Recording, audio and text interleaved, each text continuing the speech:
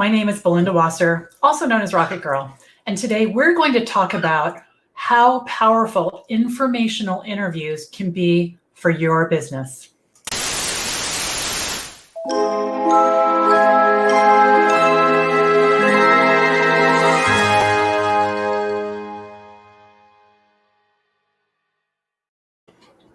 If you've never heard of an informational interview, let me tell you what we're going to talk about today. An informational interview is where you seek out, through friends and relatives and maybe past coworkers, people who you believe are your ideal clients, and you meet with them to get information and their point of view about your business. So if you think about it, it's really an ideal situation because you're going to ask them a bunch of questions. You're going to get to tell them about your business, but because this is for informational purposes only, it's very comfortable for everybody. All right, so let's talk about how to do this. So what you want to do is find some people that you would like to interview. When I first started my business, I asked my friends, who do you think I should talk to? Who do you think I should tell about my business? Who do you think would be a good person for me to network with? So I got a list of about 8 people, and I have to tell you, it was like magic because, again, since it's not like a sales call, it's really about getting to know each other and hearing their opinion about my business. They're like, all right, so of the 8 people, one of them hired me and is still a client. 3 or 4 of the other people hired me, not necessarily right away, but over time. And the rest of them were like my biggest cheerleaders, because here I am sitting down with them, valuing their opinion and learning about their business and having them learn about mine. There's some critical pieces to this though, and I'm going to talk about those right now. So keep these things in mind. You want to keep it short. 20 minutes is great.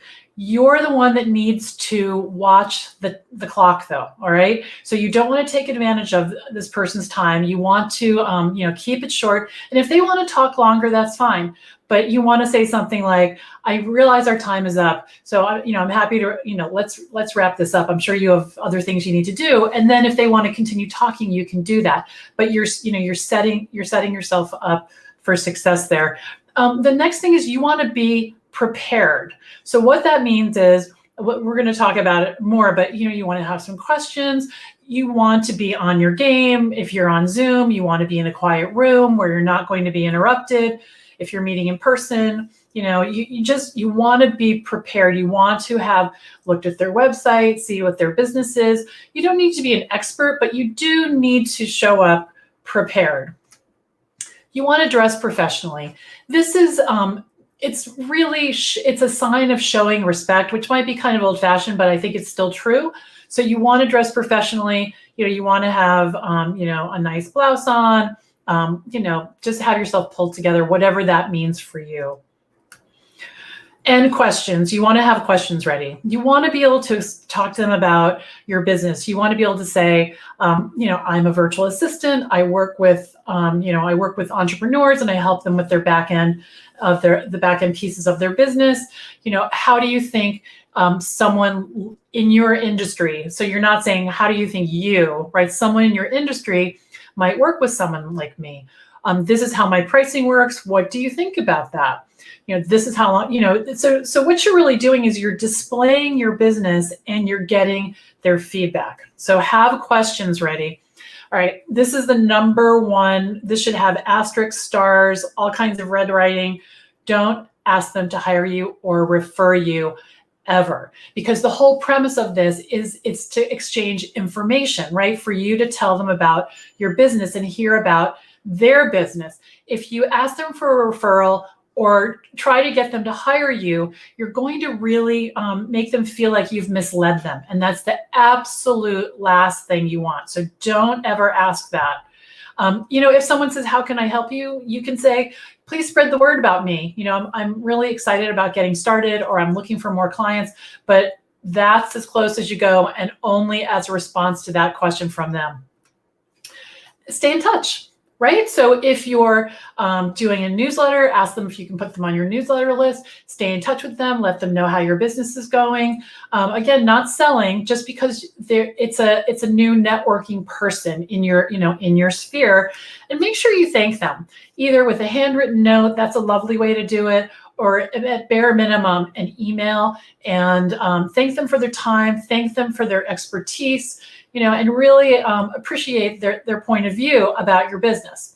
All right, so there's one other thing that's really important, and I'm going to call that feedback alert. All right, so yes, you want their opinion. Yes, you're listening to them. Yes, you're responding to them. However, if you're talking to someone who does not work virtually or can't imagine that, or would not be an ideal client for you, and they're giving you feedback that doesn't line up with what you want, check for your business, check in with yourself, listen to what they said, but do not, after every single meeting, go change everything about your business. All right, because this person is not a virtual assistant. They're not an expert at working with a virtual assistant potentially, right? Maybe they've never worked with one. So you want to make sure that while you're respectful and you listen to their advice, and you can take some notes, don't make this a thing where you twist yourself around and change everything because of something someone said. And if they say that they don't see how they would work with a virtual assistant, thank them. That's great input. If they're in a certain industry and they don't see that, it doesn't mean that you shouldn't be one. It doesn't mean that there's not a need. It just means that this one person out of the whole world is not aligned with you. So don't stress out about it, okay? So again, informational interviews, very valuable. And it's nice because it takes the pressure off of everybody, because you're not trying to sell. They're not feeling like you're selling to them. It's just a nice sit down, get together, and have someone know about your business. So be prepared to talk about it. And again, they'll be your best cheerleaders. They really will.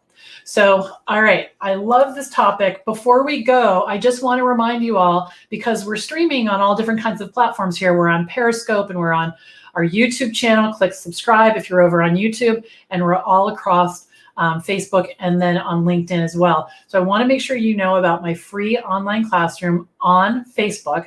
To find us, just type the Virtual Assistant Connection in the search bar at the top and then click the join button. I'd love to welcome you over there. You will find tons of resources just like this video, articles, community, and we have over 11,000 members, which is awesome. And they are so helpful. It's amazing to me. Everybody's sort of got their arms around each other and really cheering each other on about their virtual assistant business. And you don't have to be established already. If you're even just thinking about it, come on over and we'd love to have you. In the meantime, I'm Belinda Wasser, Rocket Girl, signing off. Until next time. Bye-bye.